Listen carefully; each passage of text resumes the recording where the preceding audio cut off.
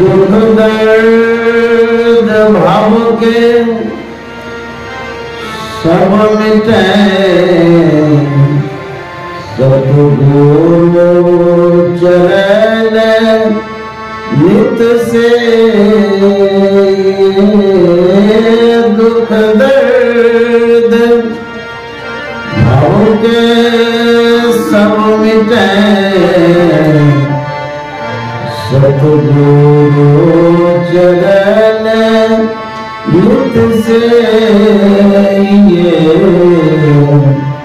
वो भक्ति बिन कछुला बने यही सकल संतन कही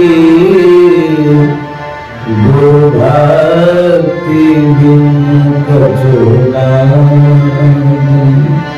श्री सद्गुरु महाराज की जय। परमाराध्य सद्गुरु महाराज गुरुदेव महर्षि संत सेवी परमानंद जी महाराज मंच पर उपस्थित पूज्य महात्मागण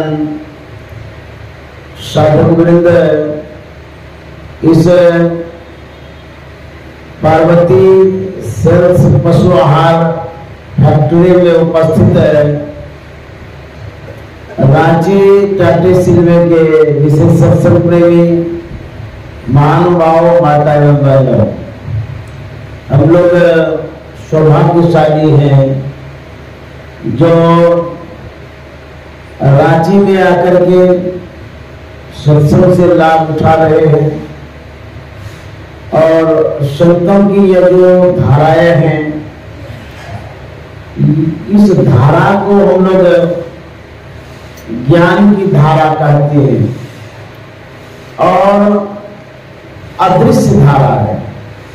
जैसे गंगा में जल की धारा होती है वो दृश्य धारा है, दृष्टि गोचर होती है वो धारा, लेकिन सत्संग रूपी धारा में कोई दृश्य रूप दिखाई तो नहीं देती है लेकिन धाराएं बहती है। सूक्ष्म धारा है, पवित्र धारा है, पावन धारा है, जिस धारा में हम लोग अवगाहन करते रहते हैं, डुबकी लगाते रहते हैं। तो यह सत्संग जिसमें हम लोग उपस्थित हैं संतमत का सत्संग है और संत सद्गुरु प्रदत्त सत्संग है। इस सत्संग में हम लोग आकर के अपने मन को पावन करते हैं, पवित्र करते हैं, शुद्ध करते हैं और डुबकी लगा करके अपने आप को धन्य धन्य समझते हैं।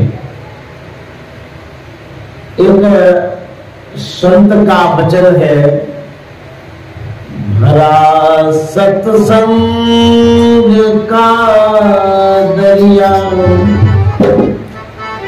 नहा लो जिसका दिल चाहे, करके दाग पूरा लो जिसका दिल चाहे। भरा सत्संग का दरिया नहा लो जिसका दिल चाहे।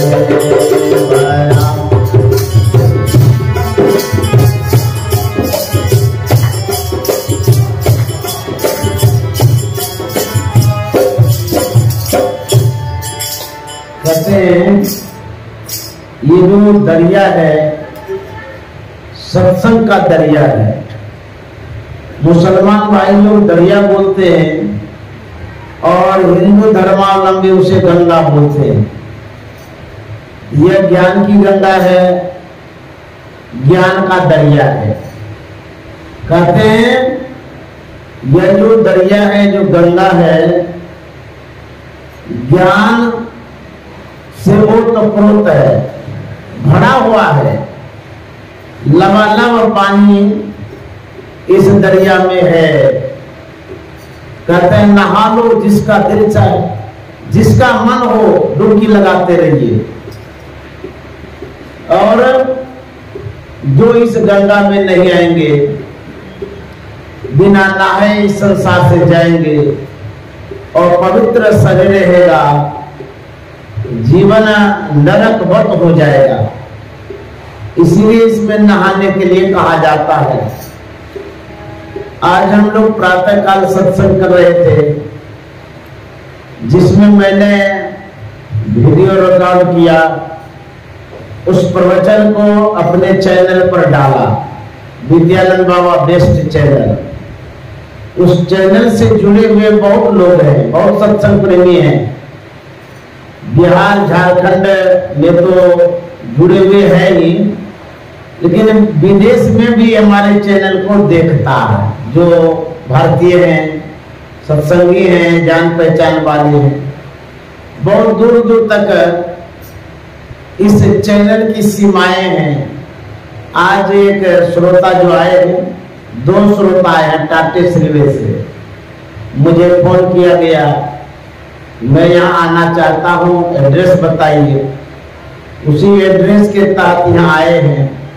तो जिनको नहाने का मन होता है वो गंगा को ढूंढते हैं, जिनका मन बेईमान होता है वो नदी नाला में डुबकी लगाते हैं। इसलिए बड़ा सत्संग का दरिया नहा लो जिसका दिल चाहे, भाग पासत काम छुड़ा लो जिसका दिल चाहे, भाग पासत काम छुड़ा लो जिसका दिल चाहे। हमारे अंदर में जो पाप है, उस पाप को धोने का एक ही माध्यम है सत्संग। अंदर में जो दाग लगा हुआ है, पाप धोने के लिए लोग गंगा जी में अवश्य जाते हैं। नहीं कभी तो पूर्णिमा के अवसर पर, माघी पूर्णिमा के अवसर पर भागलपुर के गंगा तट पर जब देखेंगे बड़ी भीड़ लगी रहती है। लोग साल भर तो नहीं नहा पाते हैं, लेकिन माघी पूर्णिमा में पाप धोने जरूर आते हैं। वो डुबकी लगाते हैं, स्नान करते हैं और पाप धो करके घर जाते हैं। वास्तव में पाप धुलता है। भावनाएं तो अच्छी है, श्रद्धा भी है, गंगा माता की भक्ति है, वो लोग आते हैं नहाने के लिए।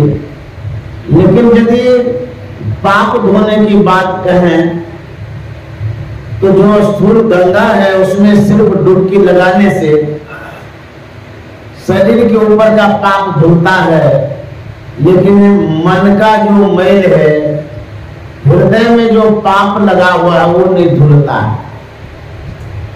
हम स्नान करते हैं, कैसे स्नान करते हैं? नाक बंद कर लेते हैं, मुंह भी बंद कर लेते हैं, तब गंगा जी में डुबकी लगाते हैं। आप नाक मुंह क्यों बंद करते हैं? अरे गंगा की धारा है तो भीतर तो घुसने दीजिए। नाक से मुंह से जब वो धाराएं जाएगी, भीतर जाकर के वो शुद्ध करेगी, पवित्र करेगी, पाप पूरा क्लीन कर देगी, एकदम साफ सुथरा। डर के मारे भीतर घुसने नहीं देते हैं। नाक से पानी चला गया, मुंह से पानी चला गया, वो पाप क्या धोएगी, हमको साफी कर देगी, राम नाम सत्य हो जाएगा। इसलिए घुसने नहीं देते हैं पानी को। तो जब गंगा के पानी को भीतर में घुसने देते हैं, तो जो भीतर में पाप छिपा हुआ है वो कैसे साफ होगा? अच्छा, पाप किसे कहते हैं? गोबर को पाप कहते हैं कि कादव को कहते हैं कि कोई दाग लग गया है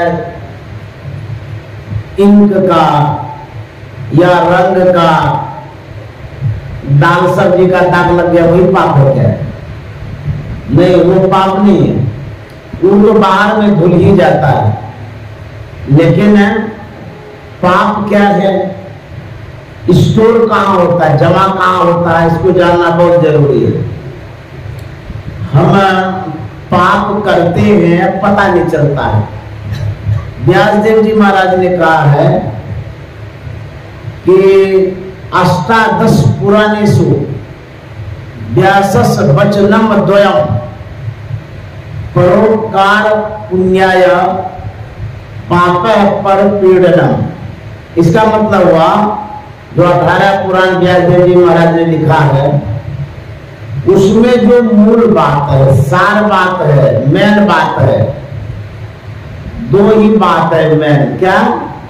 यदि आप परोपकार करते हैं वो पुण्य हो गया, दूसरे को पीड़ित करते हैं, दुखी करते हैं, पाप हो गया। हम मन से, वचन से, कर्म से दूसरे को दुखी करते हैं, जैसे किसी को कड़वा वचन कह दिए, ये भी पाप है। किसी को तमाचा लगा दिए, ये भी पाप है। किसी का गला घोट दिए, ये भी पाप है। किसी को अपमानित कर दिए, ये भी पाप है।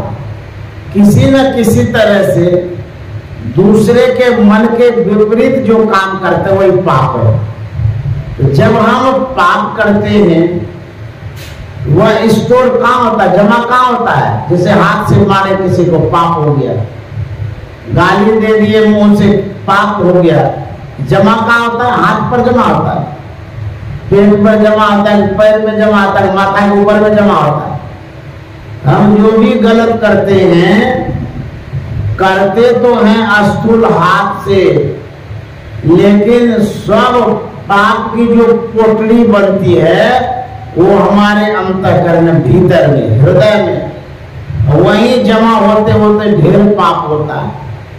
मन में पाप जमा होता है, हृदय में पाप जमा होता है, भीतर में पाप जमा होता है।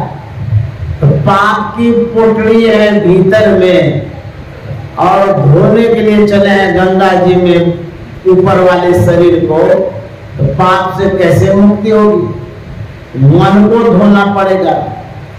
गरीबदास जी महाराज कहते हैं, भाई हो कैसे जइबै गुरु के नगरिया, मई मोर चदरिया। भाई हो कैसे जइबै गुरु के नगरिया, मई मोर चदरिया।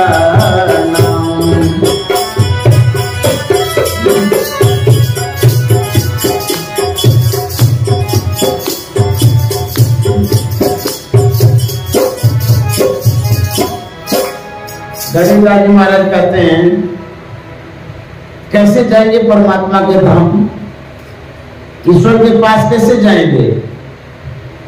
क्योंकि वहां जाने के लिए शुद्धता की आवश्यकता, पवित्रता की आवश्यकता है। हम जिस चादर को ओढ़ करके जाएंगे वो चादर ही मैली है, प्रवेश तो करने ही नहीं देगा, घुसने नहीं देगा, परमात्मा के पास जा ही नहीं सकेंगे। चादर जो मैली हो गई है विचारों से, भावनाओं से, कुकृत्य से, दुष्कर्म से, अनैतिक विचार को अपनाने से चादर गंदी हो गई है। गरीबदास जी महाराज बताते हैं कैसे मैली हो गई है। उनका एक धनी बिसरेलो, एक धनी बिसरेलो, तुझा दुबदा में दुबसैलो। एक धनी बिसरेलो, दुबदा में दुबसैलो।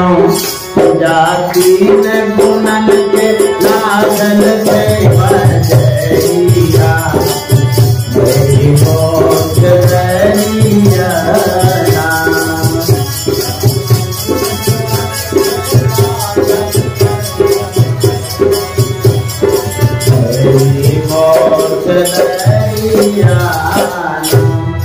गरीबदास जी महाराज कहते हैं चादर मैली होने का जो रीजन है, कारण है, सबसे इम्पोर्टेंट कारण, जरूरी कारण वह परमात्मा की विस्मृति है, ईश्वर को भूल जाना। हम संसार को याद करते हैं, सुबह उठते हैं बेड टी को याद करते, बेड पर रहता है ना, चाय मांगते रहते, इसको बेड टी कहते हैं। उठते ही कहते हैं बेड टी लाओ, चाय ले आओ, चाय को याद करते हैं। उसके बाद जलपान को याद करते हैं, परिवार को याद करते हैं, फ्रेश व्रेश होकर के तैयार होकर के जाते हैं, काम को याद करते हैं, जो रोजगार व्यापार कारोबार है। उसके बाद संसार में चले जाते हैं। संसार कैसा है? कहते हैं यह संसार झाड़ और झांकर, उलझ पुलझ मर जाना है, रहना नहीं देश बिराना। जंगले जंगल जहां जाते हैं वो जड़ा जाते हैं, कांटा है, दलदल है, कोई कोई तो दलदल में फंसिए जाता है, क्योंकि ये कौन सा दलदल है। जैसे आप गए कहीं बाजार में सामान खरीदने के लिए, सामान खरीदने में भूल हो गई, झगड़ा लड़ाई सब हो गया, वो एक दलदल है। या लालच बस आप लोन पर पैसा लगा दिए, जो पैसा था सब डूब गया, ये भी एक दलदल है। उसके बाद कहीं गए प्रॉपर्टी का बात करने के लिए, वहां फंस गए, ये भी एक दलदल है। ये दलदल ही संसार है, पूरा दलदल है, उसमें चलते रहते हैं। जो ऊपर ऊपर पार हो जाता है बड़ा होशियार है, नहीं तो पैर फंसता जरूर है। तो संसार है कांटे की बानी, यह संसार कागज की पुड़िया, बूंद परे घुल जाना है, रहना नहीं देश बिराना। गरीबदास जी महाराज कहते हैं एकाएक धनी बिसरैलो, दूजा दुबदा में बिसरैलो, एक धनी बिसरैलो, दूजा दुबदा में बिसरैलो, जाति न गुणन के साधन कई बजरिया, मोक्ष दरिया तीन गुणन के लागल कई बजरिया, मोक्ष दरिया। भाई हो कैसे कैसे गुरु के नजरिया, मोक्ष दरिया। कहते हैं ये जो बाजार है संसार का, रजोगुण सतोगुण तमोगुण मिश्रित बाजार है। कभी मेरा मन तमोगुण में बच जाता है, फंस जाता है, तो लड़ाई झगड़ा विवाद में फंस जाती है। कभी रजोगुण में चला जाता है, विलासिता में जीवन बिताने लग जाते हैं, खाते हैं सोते हैं, दुनिया में और कुछ जानते ही नहीं। कभी सतोगुण में जाते हैं, सत्संग भजन करते रहते हैं, साधु महात्मा का दर्शन करते हैं। इन्हीं बाजारों में मन घूमते रहता है। कहते हैं परमात्मा की जो विस्मृति हो गई है, अर्थात भूल गए हैं, इसीलिए हमारी जो चादर है मन रूपी चादर मैली हो गई है। जब आप विषय को देखते हैं, विषय तो विष है, अपवित्र है, रूप रस गंध स्पर्श शब्द, ये पंच विषय सबसे अधिक रूप विषयों में हम लोग रोज जाते हैं, परिणत होते हैं सुबह से शाम तक। रूप किसे कहते हैं? जो आंख से दिखाई दे उसे रूप कहते हैं। ए टू जेड सबसे ज्यादा आंखें से देखते हैं। उसके बाद कान से सुनकर के हम उस शब्दों में उलझते हैं या उस वातावरण में चले जाते हैं। आंख और कान जो माध्यम है, इसी से हम ज्यादा संसार में बजते हैं, फंसते हैं। इसलिए जो भी रूप है सदगुरु का रूप छोड़ करके सब अपवित्र है। जो भी शब्द है सत्संग का शब्द छोड़ करके सब अपवित्र है, और उसी में जो लिपटे रहते हैं, इसीलिए मन गंदा हो जाता है और पवित्र हो जाता है। तब क्या करना चाहिए? टाइम टू टाइम इस चादर को धोइए। जैसे सप्ताह में एक रोज कोई धोते हैं, कोई रोज धोते हैं। हम लोग तो बिना धोए पहनते ही नहीं, पर डे आज लोग पहने हैं, कल धोना ही धोना है। हम लोग रोज धोते हैं, कोई कोई कभी कभी धोते हैं। ऐसा भी दुनिया में लोग है, एक बार जो कपड़ा पहना हो जब तक वो फटेगा नहीं उसको धोएगा, पहनते रहता है। ये तो कपड़ा की बात है। कोई कोई शरीर धोने की बात करते हैं। हम लोग रोज नहाते हैं, लेकिन कोई कोई आदमी ऐसा है छोटे में न नहाता। गर्मी का छोड़ दीजिए, तो ठंडी में पूछेगा एक सप्ताह हो गया नहाए, बोले नहीं अभी नहीं नहाए, नहा लेंगे। इसमें क्या है? सप्ताह भर एक महीना सब बिना नहाए रहता है। ये मन जो है, ये जो गंदा होता है, रोज गंदा होता है, पर डे गंदा होता है। ऐसा नहीं है कि 6 महीना में गंदा होता है। कैसे गंदा होता है? आपका घर बंद है, खिड़की दरवाजा सब बंद कर दिए, 2-3 महीना के बाद आप घर खोलिए, जब झाड़ू दीजिएगा ना तो धूल निकलेगी, डस्ट। आपको आश्चर्य भी होगा, घर तो बंदे था, कहां से आ गया? जो स्पेस है, जगह, जो कैंपस है, भरे दीवार है, दीवार से घिरा हुआ तो है वो कैंपस, लेकिन उसी स्पेस में धूल डस्ट उत्पन्न होते रहता है, निकलता रहता है। आप कितना भी घेर करके रखिए, जो जमीन है उससे भी गंदगी निकलती है, जो दीवार है उससे गंदगी निकलती है, आपके घर में जो कपड़ा लगता है उससे भी गंदगी निकलती है, डस्ट निकलता है, धूल। जो महीन धूल है उसे हम देख नहीं पाते हैं, लेकिन धूल निकलती जरूर है। ठीक उसी तरह से आप जहां भी रहते हैं, इस मन पर धूल पड़ती है। आप कहेंगे कि साफे तो है मन, लेकिन आपको पता नहीं है। पता तब लगता है जब आप धोने जाते हैं। जैसे चादर आप रखे हुए हैं, देखने में तो नई जैसी लगती, साफ सुथरी है, लेकिन जैसे ही उसको पाउडर में डालते हैं तो देखते हैं गंदगी निकलती, मैल निकलती। जब चीनी से पूछते हैं कि चीनी तो बड़ी उजली है, सफेद है, देखने में कितनी चिकनी लगती है, कोई तरह के कहते हैं, ठिला के कहती है, हम तो एकदम साफ है, हमारे जैसे साफ सुथरा कोई नहीं है, हम जितनी उजली हैं वो कोई नहीं है उजली। जब हलवाई आता है, चीनी खरीद के ले जाता है, कढ़ाई में डालता है, जब गर्म करने लगता है, तब चीनी का जो रूप है, वास्तविक रूप, वो उस कढ़ाई में निकलने लगता है। हलवाई पूछता है, चीनी तू तो इधर आती थी, चलाती थी, इतनी गोरी थी, गंदगी कहां से निकल गई?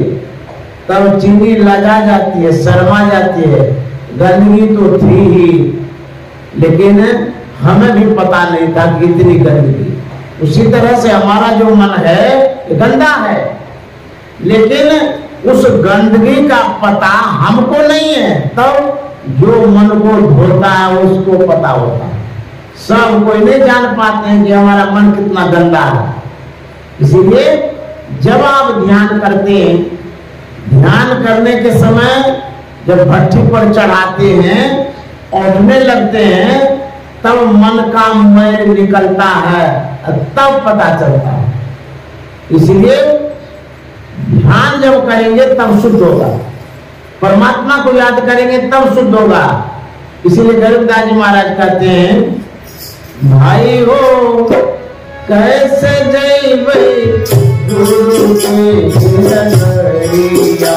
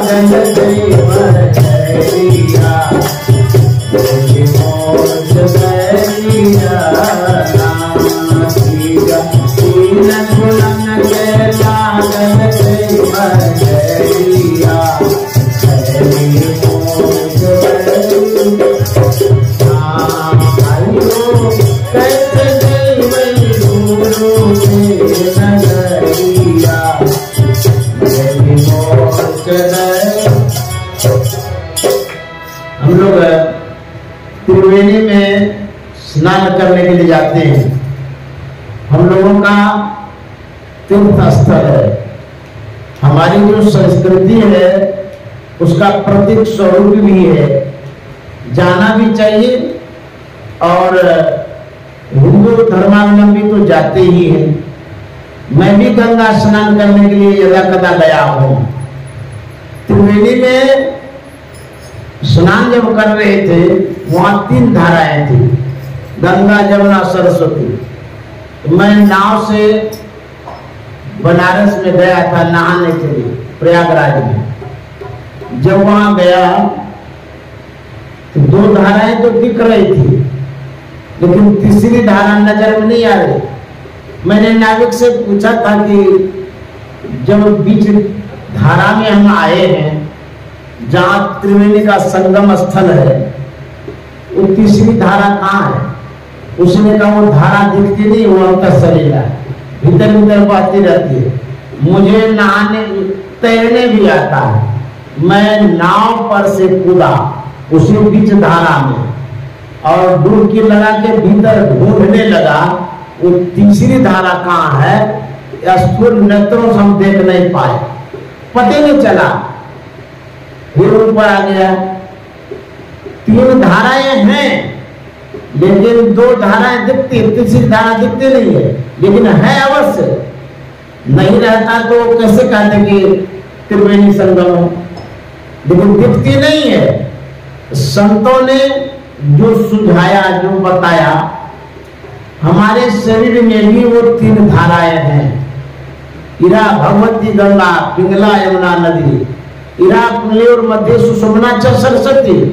ये जो 3 धाराएं हैं, इन 3 धाराओं में जो तीसरी धारा सरस्वती की धारा है, यदि कोई अवगाहन करता है, डुबकी लगाता है, तब क्या होता है?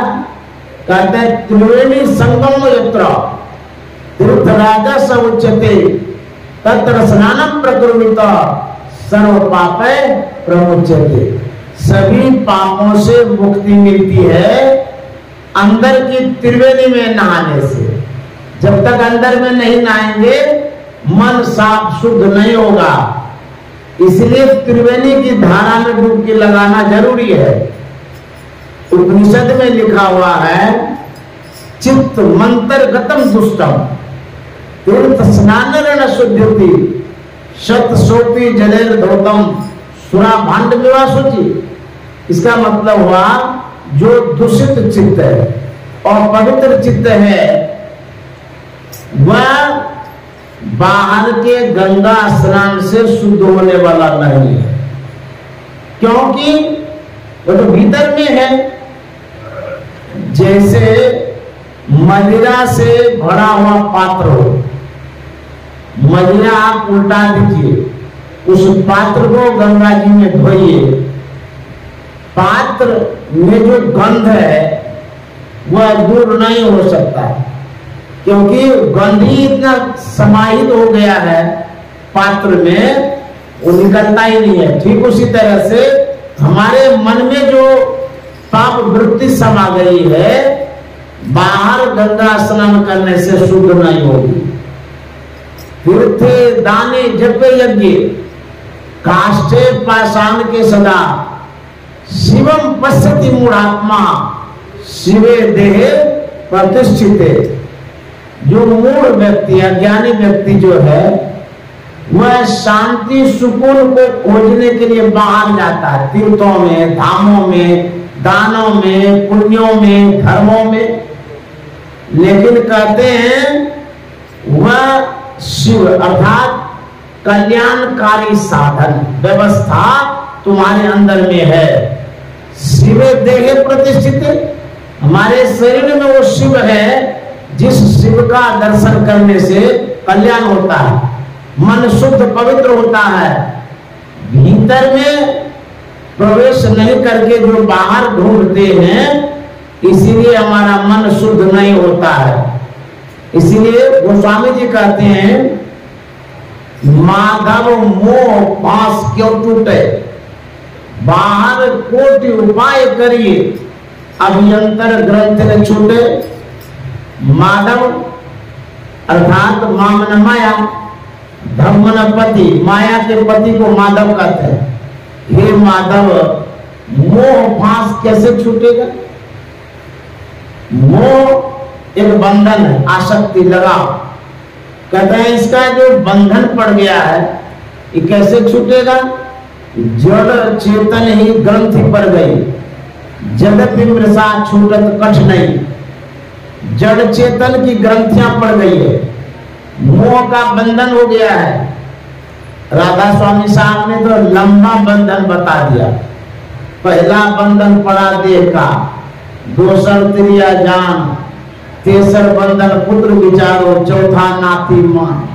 नाती के कई नाती हो गए तब कई कौन ठिकान, चोलर पचलन सतलन श्री बांध लियो है मोगी तान। आश्चर्य है, ये बंधन तो है लेकिन आप महसूस करते हैं बंधे हुए। जैसे आपका पति है, वह एक बंधन है, लेकिन आप क्या मानते हैं बंधन है, या आपको पता चलता है कि बांध करके रखा है? पत्नी है, बंधन है। संतों की दृष्टि से पत्नी बांध के रखी है, पता चलता है? या बेटा बांध के रखा है, पोता बांध के रखा है, नाती बांध के रखा है, पता चलता है? पता तो नहीं चलता है। यहाँ इस पार्वती सेल्स फैक्ट्री में गौ माता भी है, गौशाला भी है। जो गौ माता बच्चा दी है उस बच्चे को आप जहां ले जाएगा गाय वहीं जाएगी। ऐसा क्यों होता है? क्योंकि गाय ममता बस बच्चे को ढूंढती है, या बच्चा अज्ञानी है, माँ से लगाव है तब बच्चा ढूंढता है। उसी तरह से हमारे अंदर में जो ममता है, मोह, इसी कारण से हम बंधे हुए हैं। गोस्वामी जी ने कहा है ममता तू न गई मेरे मन ते, तू न गई मेरे मन ते, ममता तू न गई मेरे मन से। पाके केसर जन्म के साथी, साज गई लो करते, लेकिन ममता तो न गई मेरे मन से। ममता तो न गई मेरे मन से, ममता तो न गई मेरे, ममता तो न गई मेरे।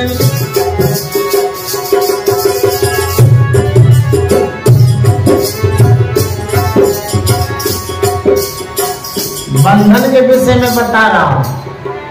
बंधन जो ममता वाला बंधन है, मोह, आसक्ति, लगाव। जैसे आपके पास मोबाइल है, 50,000 का मोबाइल है, कोई आपसे लेना चाहे छीन के देना चाहेंगे? कैसे देंगे? या आपका कोई नन्ना मुन्ना दुलारा बाबू है गोद में, उसको कोई छीनना चाहे छीनने देंगे? उसके प्रति जो आसक्ति है, लगाव, उसी को ममता कहते हैं। ये कितना पीछा करती है। ममता तू न गई मेरे मन से, ममता तू न गई मेरे पाके जन्म के साथी, लग गई लोकन में पाके।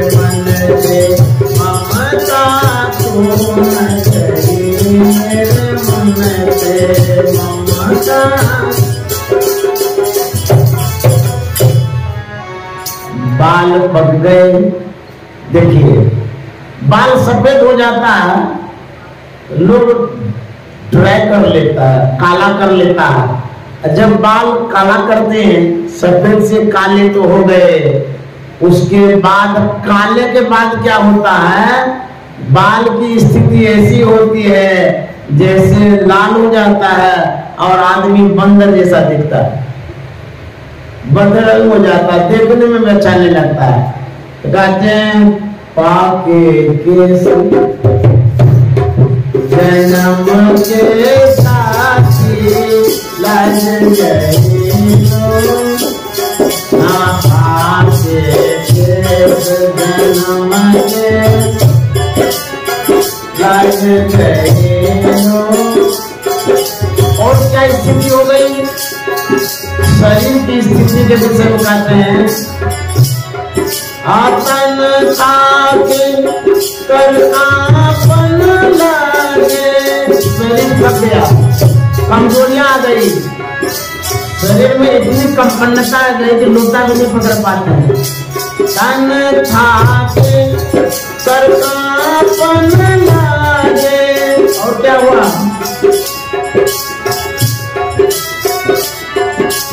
बन गए ममता तू न गई मेरे मन से।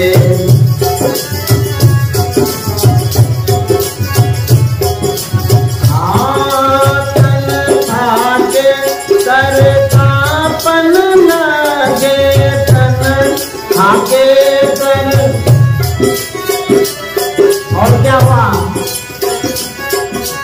जोती गई नैनन से, ममता तू न गई मेरे मन से, ममता तू न गई मेरे मन से, ममता। आँख से रोशनी चली गई, शरीर की कमजोरियां इतनी बढ़ गई कि हाथ कंपने लगा, लेकिन ये ममता बेशर्मी है, जाती नहीं, पीछे पड़ी हुई है, इतनी हालत खराब हो गई तब भी ये रहती है, तू न गई मेरे मन से। और देखिए कहां तक पीछा करती है। गोस्वामी जी कहते हैं श्रवण वचन सुनत काहूँगे, बन गए दिन से श्रवण वचन।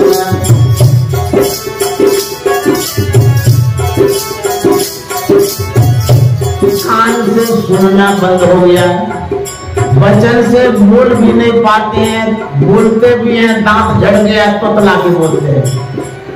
कान से सुनना बंद हो गया, मुंह से बोलना बंद हो गया, और इंद्रियों में जितनी शक्तियां थी वो शक्तिहीन हो गई।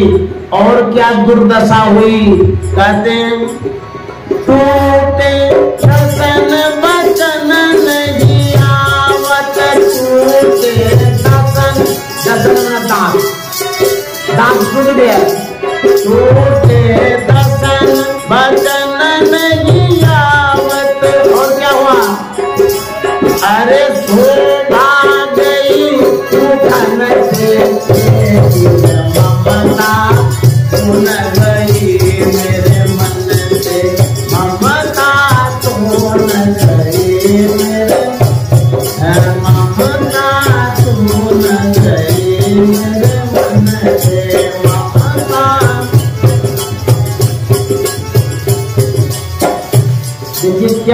हो रही है, कहता दांत टूट गया, गाल चुटक गया, जो ग्लेजिंग था ना फेस का ग्लेजिंग चला गया। इतना सुंदर अभी तो लगते हैं, जब गाल चुटक जाएगा, देखने में बदरंग हो जाएंगे, कोई पूछेगा भी नहीं। यदि आपका चेहरा देखेगा तो भूत जैसा लगेगा, भाग जाएगा लोग देख के। ये हालत तो होता है शरीर का। जवानी में तो एकदम चमकते रहते हैं, ग्लेजिंग रहता है चेहरे पर, नहीं रहता तो ब्यूटी पार्लर में जाकर के ग्लेजिंग लगवा लेते हैं। कहते हैं टूटे दसन और वचन नहीं आवत, शोभा गई मुखन थे। शोभा तो सब गायब हो गई, लेकिन ममता अभी तक पीछे है।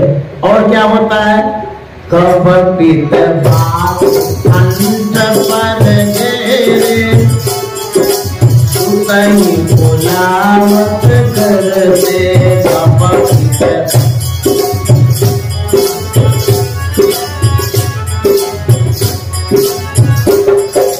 भाई बंधु सब परम प्यारे, भाई बंधु सब जितना भी प्यारा हो, भाई बंधु सब परम प्यारे।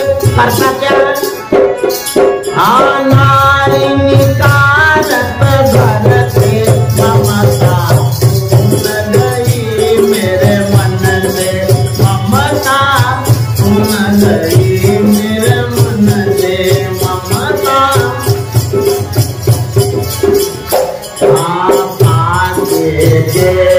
जन्म के साथी लाज गई लोकन से, पापे केस लाज गई लोकन से। तन थाके कर कांपन लागे, तन थाके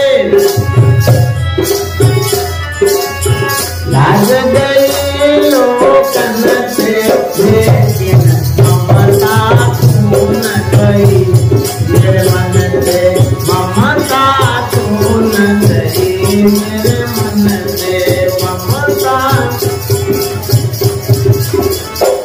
गोस्वामी जी कहते हैं ये ममता इतनी विषमता वाली है, ये छोड़ती नहीं, छोड़ के जाती नहीं, दुर्दशा हो जाती है, फिर भी नहीं छोड़ती है।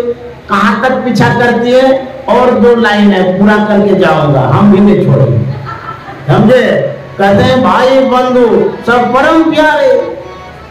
करता क्या है, इतना प्यारा सब है, घर से बाहर कर देता है। कहीं कहीं ऐसा होता है, अरे नहीं कहीं देखने को मिलता है, अनाथालय में जाइए, वृद्धाश्रम में जाइए, बड़े बड़े आदमी वहां पर सूखी रोटी खा रहे हैं। जिसने करोड़ों का बिल्डिंग बनाया था, 17 को लड़का उत्पन्न किया था, बैंक बैलेंस करोड़ों का रखा, बहू बेटा जब घर में रहता है तब तो ठीक ही है, जब नौकरी करता है वो विदेश में रहता है, अब आपको वृद्धाश्रम में रख देता है। ये तो हालत होती है, लेकिन फिर भी नहीं त्याग आता है मन में, छोड़ते नहीं संसार को, इतनी आसक्ति है।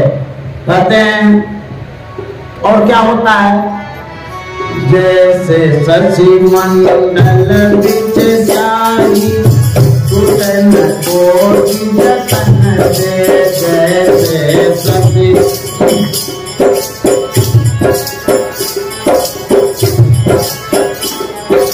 तुलसीदास बलि जाऊं चरण से, तुलसीदास